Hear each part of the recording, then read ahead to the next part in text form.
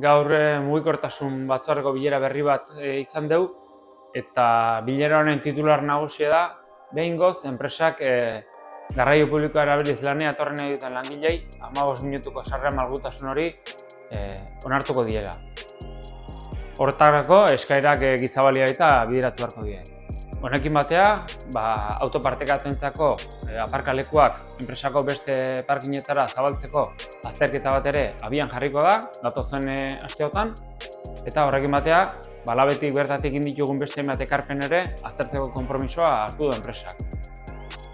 Guk positiboki baloratzen dugu enpresan jarrera aldaketa hau eta ulertzen dugu labetik azten asteotan inditugun ekintzek bere eragina edo bere fruituak ematen ari direla.